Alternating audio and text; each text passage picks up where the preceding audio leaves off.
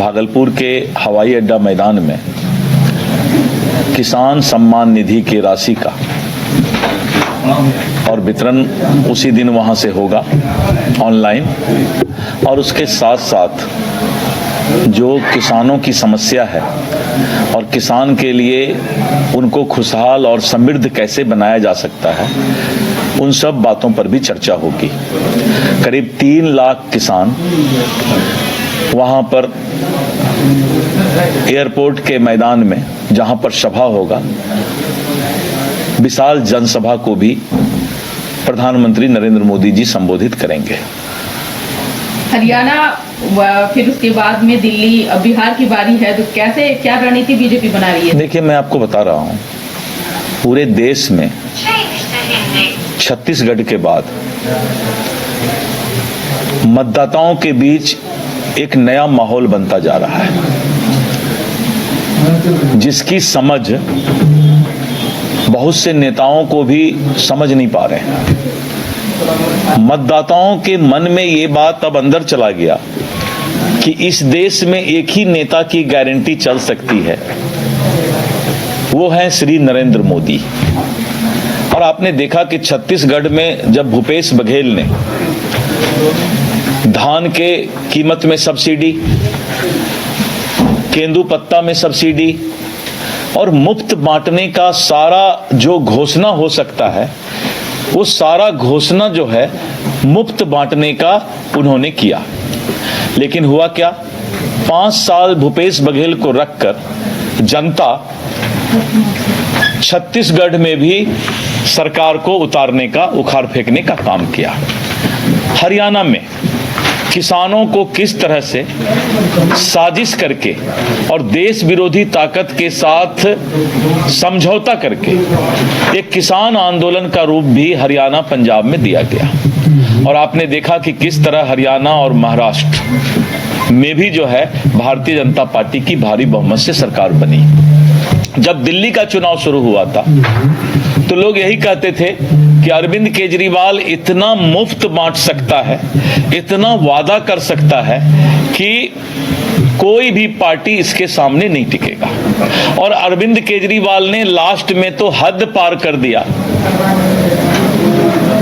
कि मुफ्त बांटने का उन्होंने एक लंबा लिस्ट जारी कर दिया। और एक तरफ अरविंद केजरीवाल, जो कि अन्ना हजारे के संस्कृति और विरासत की उपज था,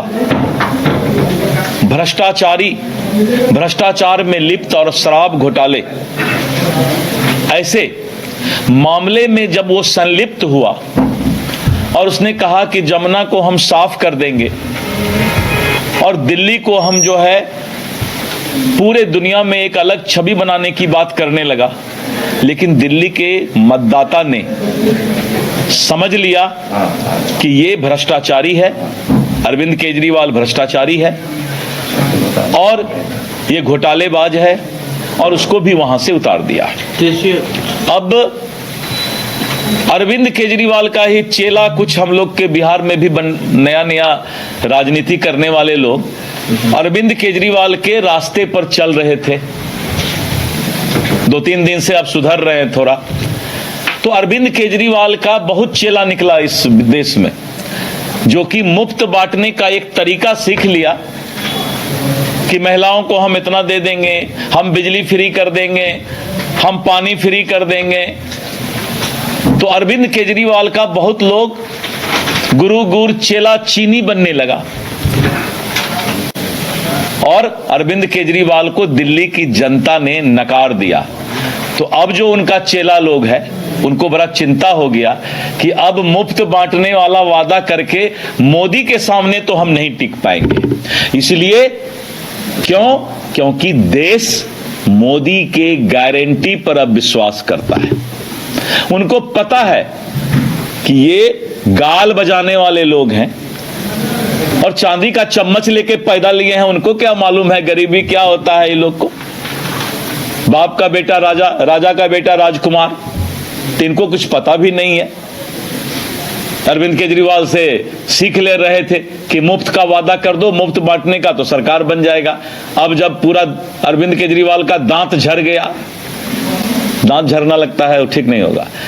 तो अरविंद केजरीवाल का तख्ता पलट हो गया, तख्ता पलट भी लगता है अच्छा नहीं होगा। मतदाता ने उसको उखाड़ कर फेंक दिया। तो अब गुरु चेला चीनी भी अब जो है बोला कि भाई मुफ्त बांटने में अब जो है कोई फायदा नहीं है। जनता जानती है कि माए बहन योजना बोलो चाहे मुफ्त बिजली बोलो, अब जनता एक ही बात पर विश्वास करती है, वो है मोदी की गारंटी। बिहार चुनाव को लेकर भी हो गया, बिहार चुनाव फाइनल है। अब बिहार चुनाव जो है, दिल्ली तो एक झांकी था और बिहार अब कुछ नहीं बाकी है। फिर से एनडीए की सरकार भारी बहुमत के साथ आ रही है। मैं बता रहा हूं ना कि बिहार की जनता ने अंगड़ाई ले लिया है। ये अंगड़ाई जो है तूफान में बदल गया है, फिर से एनडीए की सरकार और मोदी की गारंटी को लाने के लिए। और ये सैलाब बन चुका है, ये अब इस बहाव को कोई रोक नहीं पाएगा। मतदाता लाएगी फिर से एनडीए की सरकार। अब नेता लोग कितना लाएगा नहीं लाएगा नहीं, मतदाता तैयार हो गया। दिल्ली, हरियाणा, महाराष्ट्र का मिजाज इस बात को संकेत दे रहा है पूरे देश में कि जो भारत का सपना था विश्व गुरु बनने का, वो अब विश्व गुरु बनने की ओर अग्रसर हो रहा है। हे मानव खोलो दिमाग, हे मानव खोलो दिमाग और अपने आप को सीमित करके भारत को विश्व गुरु बनाओ। भारत विश्व गुरु बनेगा। इन छोटे छोटे बातों में नहीं पड़ना है, आगे बढ़ते जाना है और विकसित भारत के सपना को, नरेंद्र मोदी जी का जो 2047 का सपना है, उस सपना को पूरा करना है। अब लीजिए फिर वहीं अब होगा। और महाराष्ट्र की बात कही है, क्या महाराष्ट्र जैसी स्थिति बिहार में बनेगी? अब देखिए बताते हैं, आप लोग जो पेंच मारना चाहते हैं, तो मैं पेंच में नहीं फंसने वाला हूं। मैं तो एक ही बात जानता हूं कि एनडीए की भारी बहुमत में सरकार बनेगी और नीतीश कुमार के नेतृत्व में हम चुनाव लड़ेंगे। आप कितना पेच मारिएगा, इसके बाद मारिए नहीं पाइएगा।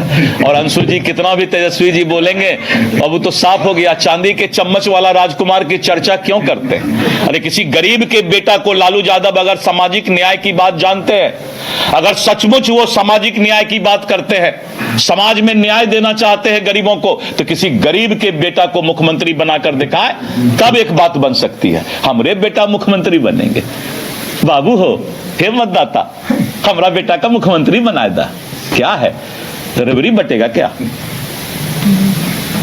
कोई परिवारवाद नहीं चलेगा, कोई वंशवाद नहीं चलेगा। बिहार में एनडीए की सरकार भारी बहुमत से बनने जा रही है।